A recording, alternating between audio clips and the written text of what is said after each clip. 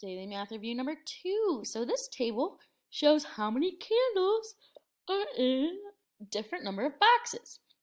We're going to find a pattern that explains the relationship between the values of C and the values of B. So the C values and the B values. So the candles to the boxes. We're going to create an equation to describe this pattern.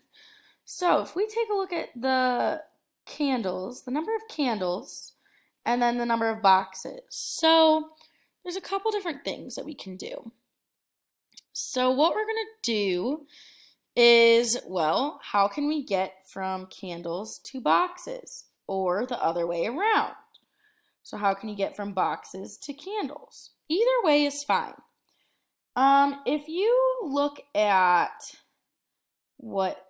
look here, we can do from boxes. I know that 2 times 4 equals 8, or you can do 8 divided by 4 equals 2.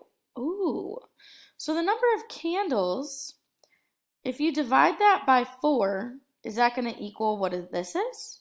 So if I do 12 divided by 4, if I do 8 divided by 4, does that equal 2? Yep. If I do 12 divided by 4, does that equal 3? Yep. If I do 16 divided by 4, does that equal 4? Yeah. So we're going to have C, any number C. So in this little area here, we're going to put that any number C divided by 4. You can do the slash if you want to, or you can do the division symbol here. Divided by 4 is going to equal the B, the number of boxes. So the number of candles divided by 4 equals the boxes. So if we don't know how many candles there'll be in 10 boxes, but we're going to figure it out. So the opposite of candles dividing by 4, if we figured out, okay, so instead of going from candles to boxes, we can go the other way around. If we went 2 times 4, that equals 8. If we went 3 times 4, that equals 12.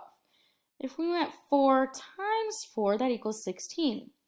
So if we start with boxes, if we start with 10 boxes, and we multiply it by 4, so you'll just drag this multiplication here, times 4, that's going to equal 40 candles in 10 boxes. You can put 40 candles if you want, but 40 is just fine.